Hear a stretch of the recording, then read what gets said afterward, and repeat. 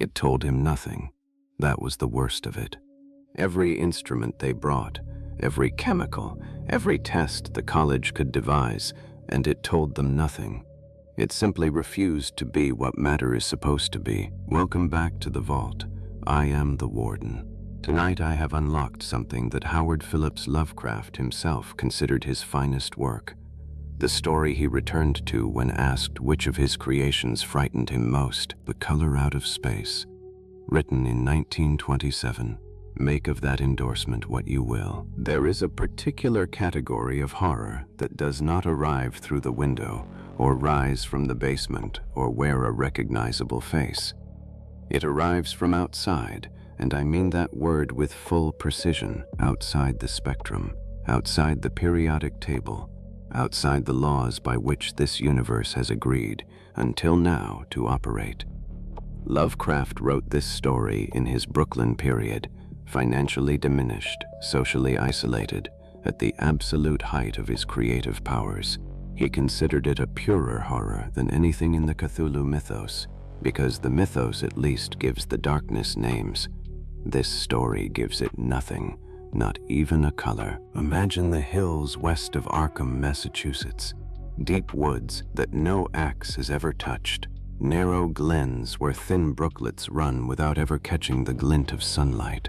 Farms, ancient and rocky, all of them vacant now. The wide chimneys crumbling. The shingled walls bulging beneath low gambrel roofs. The old folk gone, and the foreigners. The French Canadians, the Italians, the Poles, none of them able to explain why they left, only that the place was not good for imagination, that it did not bring restful dreams at night. There is a gray desolation out there in the valley, 5 acres of nothing, no vegetation, no wind-disturbed ash, just a blasted open wound in the landscape that has been there since the 1880s and is still growing, very slowly, perhaps an inch a year. What fell into that valley is about to be unlocked. Begin. West of Arkham, the hills rise wild, and there are valleys with deep woods that no axe has ever cut. There are dark, narrow glens where the trees slope fantastically, and where thin brooklets trickle without ever having caught the glint of sunlight. On the gentler slopes there are farms, ancient and rocky, with squat, moss-coated cottages brooding over old New England secrets in the lee of great ledges. But these are all vacant now, the wide chimneys crumbling and the shingled sides bulging perilously beneath low gambrel roofs. The old folk have gone away, and foreigners do not like to live there. It is not because of anything that can be seen or heard or handled, but because of something that is imagined. The place is not good for imagination and does not bring restful dreams at night. There was once a road over the hills and through the valleys that ran straight where the blasted heath is now. But people ceased to use it, and a new road was laid curving far toward the south. Traces of the old one can still be found amidst the weeds of a returning wilderness, and some of them will doubtless linger even when half the hollows are flooded for the new reservoir. Then the dark woods will be cut down, and the blasted heath will slumber far below blue waters, whose surface will mirror the sky and ripple in the sun. And the secrets of the strange days will be one with the deep secrets, one with the hidden lore of old ocean and all the mystery of primal earth. When I went into the hills and vales to survey for the new reservoir, they told me the place was evil. They told me this in Arkham, and because that is a very old town full of witch legends, I thought the evil must be something which grandmas had whispered to children through centuries. Then I saw that dark westward tangle of glens and slopes for myself, and ceased to wonder at anything besides its own elder mystery. It was morning when I saw it, but shadow lurked always there. The trees grew too thickly, and their trunks were too big for any healthy New England wood. There was too much silence in the dim alleys between them, and the floor was too soft with the dank moss and mattings of infinite years of decay. Upon everything was a haze of restlessness and oppression, a touch of the unreal and the grotesque, as if some vital element of perspective or chiaroscuro were awry. P4. But even all this was not so bad as the blasted heath. I knew it the moment I came upon it at the bottom of a spacious valley, for no other name could fit such thing, or any other thing fit such a name. It was as if the poet had coined the phrase from having seen this one particular region. It must, I thought as I viewed it, be the outcome of a fire, but why had nothing new ever grown over those 5 acres of gray desolation that sprawled open to the sky like a great spot eaten by acid in the woods and fields? There was no vegetation of any kind on that broad expanse, but only a fine gray dust or ash which no wind seemed ever to blow about. The trees near it were sickly and stunted, and many dead trunks stood or lay rotting at the rim. As I walked hurriedly by, I saw the tumbled bricks and stones of an old chimney and cellar on my right, and the yawning black maw of an abandoned well whose stagnant vapors played strange tricks with the hues of the sunlight. Even the long, dark woodland climb beyond seemed welcome in contrast, and I marveled no more at the frightened whispers of Arkham people. In the evening, I asked old people in Arkham about the blasted heath, and what was meant by that phrase, strange days, which so many evasively muttered. I could not get any good answers, except that all the mystery was much more recent than I had dreamed. It was not a matter of old legendary at all, but something within the lifetime of those who spoke. It had happened in the 80s, and a family had disappeared or was killed. Speakers would not be exact, and because they all told me to pay no attention to old Ammi Pierce's crazy tales, I sought him out the next morning. It was a fearsomely ancient place and had begun to exude the faint miasmal odor which clings about houses that have stood too long. Only with persistent knocking could I rouse the aged man, and when he shuffled timidly to the door, I could tell he was not glad to see me. He was not so feeble as I had expected, but his eyes drooped in a curious way, and his unkempt clothing and white beard made him seem very worn and dismal. Not knowing just how he could best be launched on his tales, I feigned a matter of business, told him of my surveying, and asked vague questions about the district. He was far brighter and more educated than I had been led to think. From him there were no protests at the miles of old wood and farmland to be blotted out by the reservoir, though perhaps there would have been had not his home lain outside the bounds of the future lake. Relief was all that he showed. Relief at the doom of the dark ancient valleys through which he had roamed all his life. They were better underwater now, better underwater since the strange days. And with this opening his husky voice sank low, while his body leaned forward and his right forefinger began to point shakily and impressively. If this transmission has your attention, the like button, use it. It helps more than you might expect. It all began, old Ammi said, with the meteorite. Before that time there had been no wild legends at all since the witch trials. Then there had come that white noontide cloud, that string of explosions in the air, and that pillar of smoke from the valley far in the wood. And by night all Arkham had heard of the great rock that fell out of the sky and bedded itself in the ground beside the well at the Nahum Gardner place. That was the house which had stood where the blasted heath was to come, the trim white Nahum Gardner house amidst its fertile gardens and orchards. Nahum had come to town to tell people about the stone, and had dropped in at Ammi Pierce's on the way. Ammi was 40 then, and all the queer things were fixed very strongly in his mind. He and his wife had gone with the 3 professors from Miskatonic University, who hastened out the next morning to see the weird visitor from unknown stellar space, and had wondered why Nahum had called it so large the day before. It had shrunk, but the wise men answered that stones do not shrink. Its heat lingered persistently, and Nahum declared it had glowed faintly in the night. The professors tried it with a geologist's hammer and found it was oddly soft, so soft as to be almost plastic, and they gouged rather than chipped a specimen to take back to the college for testing. They took it in an old pail borrowed from Nahum's kitchen, for even the small piece refused to grow cool. On the trip back, they stopped at Ammi's to rest and seemed thoughtful when Mrs. Pierce remarked that the fragment was growing smaller and burning the bottom of the pail. Truly, it was not large, but perhaps they had taken less than they thought. The day after that, all this was in June of '82, the professors had trooped out again in a great excitement. The specimen had faded wholly away when they put it in a glass beaker. The beaker had gone too, and the wise men talked of the strange stone's affinity for silicon. It had acted quite unbelievably in that well-ordered laboratory, doing nothing at all and showing no occluded gases when heated on charcoal, being wholly negative in the borax bead, and soon proving itself absolutely non-volatile at any producible temperature, including that of the oxyhydrogen blowpipe. On an anvil it appeared highly malleable, and in the dark its luminosity was very marked. Stubbornly refusing to grow cool, it soon had the college in a state of real excitement, and when upon heating before the spectroscope it displayed shining bands unlike any known colors of the normal spectrum, there was much breathless talk of new elements, bizarre optical properties, and other things which puzzled men of science are wont to say when faced by the unknown. Hot as it was, they tested it in a crucible with all the proper reagents. Water did nothing. Hydrochloric acid was the same. Nitric acid and even aqua regia merely hissed and spattered against its torrid invulnerability.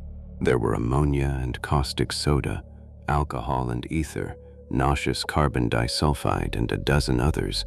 But although the weight grew steadily less as time passed, and the fragment seemed to be slightly cooling, there was no change in the solvents to show that they had attacked the substance at all. It was a metal, though, beyond a doubt. It was magnetic, and after its immersion in the acid solvents, there seemed to be faint traces of the Widmanstetten figures found on meteoric iron. The next morning, both chips and beaker were gone without trace, and only a charred spot marked the place on the wooden shelf where they had been. The stone had now most certainly shrunk, and even the sober professors could not doubt the truth of what they saw. All around the dwindling brown lump near the well was a vacant space where the earth had caved in, and whereas it had been a good 7 feet across the day before, it was now scarcely 5. They gouged deeply this time, and as they pried away a smaller mass, they saw that the core of the thing was not quite homogeneous. They had uncovered what seemed to be the side of a large colored globule embedded in the substance. The color, which resembled some of the bands in the meteor's strange spectrum, was almost impossible to describe, and it was only by analogy that they called it color at all. One of the professors gave it a smart blow with a hammer, and it burst with a nervous little pop. Nothing was emitted, and all trace of the thing vanished with the puncturing. The college scientists were forced to own that they could not place it. It was nothing of this earth, but a piece of the great outside, and as such dowered with outside properties and obedient to outside laws. That night there was a thunderstorm, and when the professors went out to Nahum's the next day, they met with a bitter disappointment. The stone, magnetic as it had been, must have had some peculiar electrical property, for it had drawn the lightning, as Nahum said, with a singular persistence.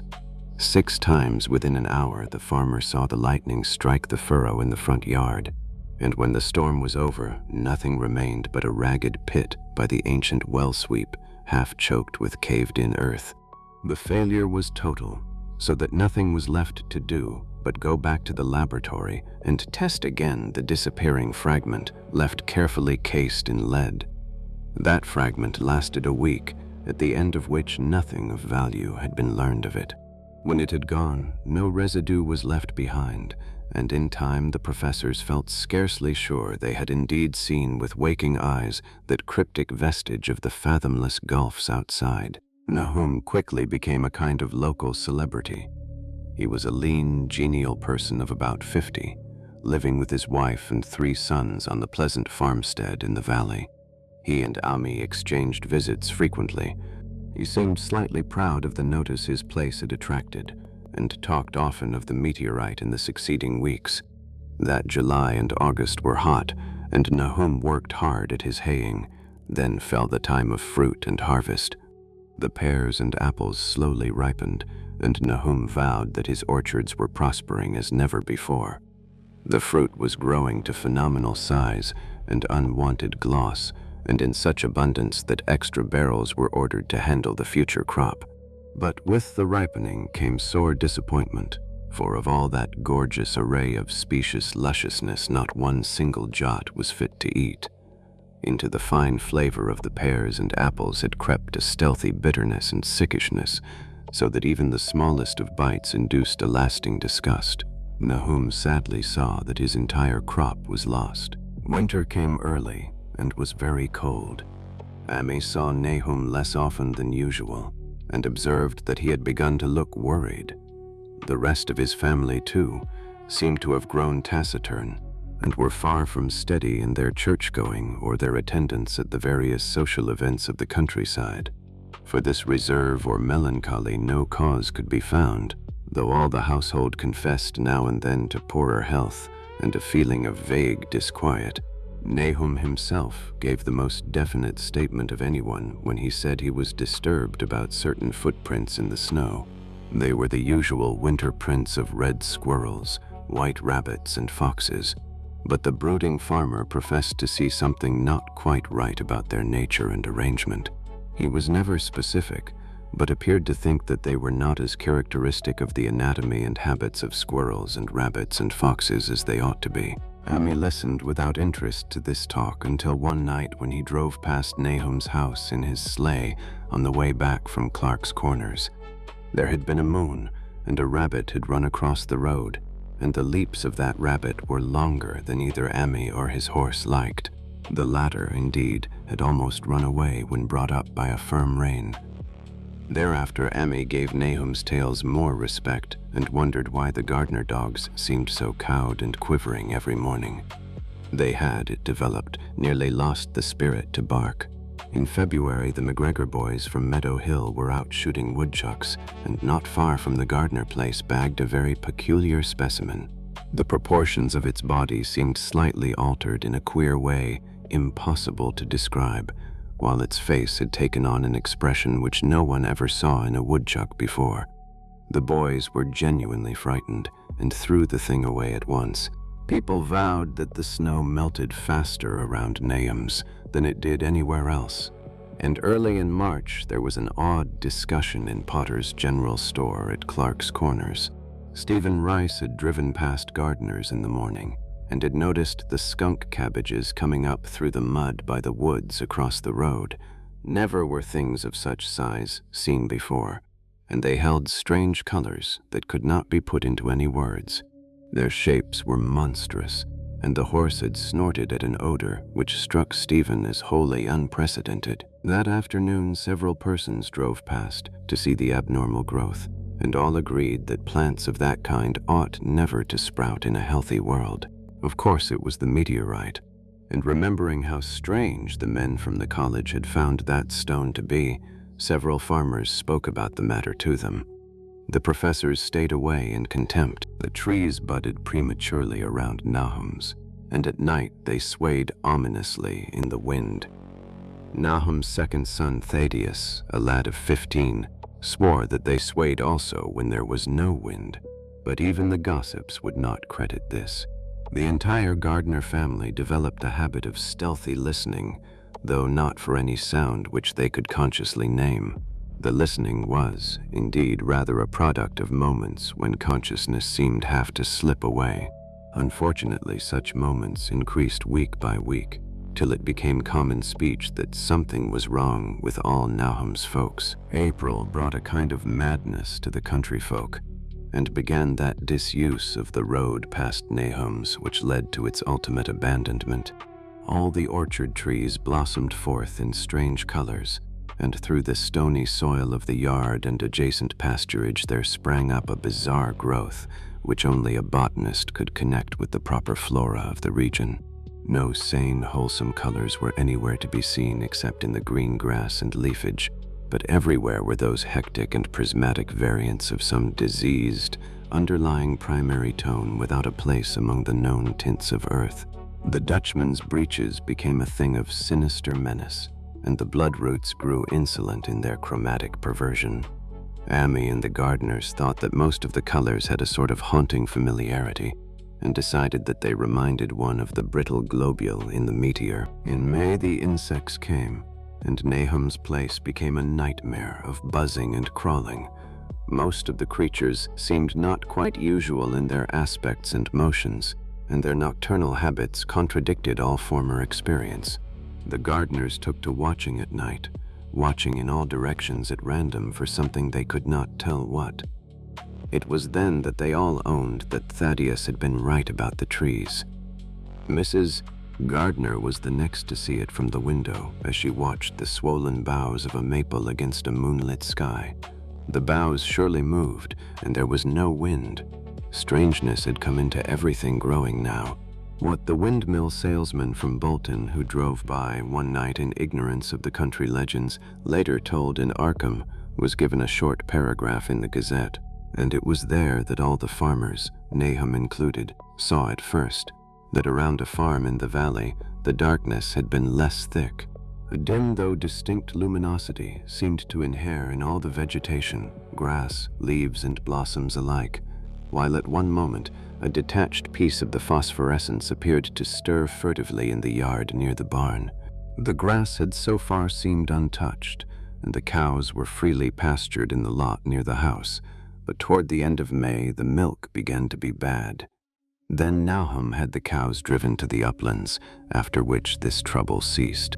Not long after this, the change in grass and leaves became apparent to the eye. All the verdure was going gray and was developing a highly singular quality of brittleness. Ammi was now the only person who ever visited the place, and his visits were becoming fewer and fewer. When school closed, the Gardners were virtually cut off from the world. They were failing curiously both physically and mentally, and no one was surprised when the news of Mrs. Gardner's madness stole around. It happened in June, about the anniversary of the meteor's fall, and the poor woman screamed about things in the air which she could not describe. In her raving there was not a single specific noun, but only verbs and pronouns. Things moved and changed and fluttered, and ears tingled to impulses which were not wholly sounds. Something was taken away. She was being drained of something. Something was fastening itself on her that ought not to be. Nothing was ever still in the night. The walls and windows shifted. Nahum did not send her to the county asylum, but let her wander about the house as long as she was harmless to herself and others. But when the boys grew afraid of her, and Thaddeus nearly fainted at the way she made faces at him, he decided to keep her locked in the attic. By July, she had ceased to speak and crawled on all fours, and before that month was over, Nahum got the mad notion that she was slightly luminous in the dark, as he now clearly saw was the case with the nearby vegetation. It was a little before this that the horses had stampeded. Something had aroused them in the night, and their neighing and kicking in their stalls had been terrible. When Nahum opened the stable door, they all bolted out like frightened woodland deer. It took a week to track all four, and when found, they were seen to be quite useless and unmanageable. Something had snapped in their brains, and each one had to be shot for its own good. And all the while the vegetation was turning gray and brittle. Even the flowers whose hues had been so strange were graying now, and the fruit was coming out gray and dwarfed and tasteless. The asters and goldenrod bloomed gray and distorted, and the roses and zinnias and hollyhocks in the front yard were such blasphemous-looking things that Nahum's oldest boy Zenas cut them down. The strangely puffed insects died about that time, even the bees that had left their hives and taken to the woods. By September, all the vegetation was fast crumbling to a grayish powder, and Nahum feared that the trees would die before the poison was out of the soil. His wife now had spells of terrific screaming, and he and the boys were in a constant state of nervous tension. They shunned people now, and when school opened, the boys did not go. But it was Ammi, on one of his rare visits, who first realized that the well water was no longer good. It had an evil taste that was not exactly fetid nor exactly salty, and Ammi advised his friend to dig another well on higher ground to use till the soil was good again. Nahum, however, ignored the warning, for he had by that time become calloused to strange and unpleasant things. He and the boys continued to use the tainted supply, drinking it as listlessly and mechanically as they ate their meager and ill-cooked meals and did their thankless and monotonous chores through the aimless days. There was something of stolid resignation about them all, as if they walked half in another world between lines of nameless guards to a certain and familiar doom. Thaddeus went mad in September after a visit to the well. He had gone with a pail and had come back empty-handed, shrieking and waving his arms, and sometimes lapsing into an inane titter or a whisper about the moving colors down there. 2 in 1 family was pretty bad, but Nahum was very brave about it. He let the boy run about for a week until he began stumbling and hurting himself, and then he shut him in an attic room across the hall from his mother's. The way they screamed at each other from behind their locked doors was very terrible, especially to little Merwin, who fancied they talked in some terrible language that was not of earth. Almost at the same time, the mortality among the livestock commenced. Poultry turned grayish and died very quickly, their meat being found dry and noisome upon cutting. Hogs grew inordinately fat, then suddenly began to undergo loathsome changes which no one could explain. The swine began growing gray and brittle and falling to pieces before they died, and their eyes and muzzles developed singular alterations. Then something struck the cows. Certain areas, or sometimes the whole body, would be uncannily shriveled or compressed, and atrocious collapses or disintegrations were common. In the last stages, and death was always the result, there would be a graying and turning brittle like that which beset the hogs. There could be no question of poison, for all the cases occurred in a locked and undisturbed barn. No bites of prowling things could have brought the virus, for what live beast of earth can pass through solid obstacles? When the harvest came, there was not an animal surviving on the place, for the stock and poultry were dead, and the dogs had run away. These dogs, 3 in number, had all vanished one night and were never heard of again. The door is closed. For now. Part 1 ends here. The Gardner family is not yet gone, but everything that made them the Gardners is already becoming something else. The color has been in the water for weeks. They kept drinking it. Part 2 unlocks next Friday. The investigators will arrive.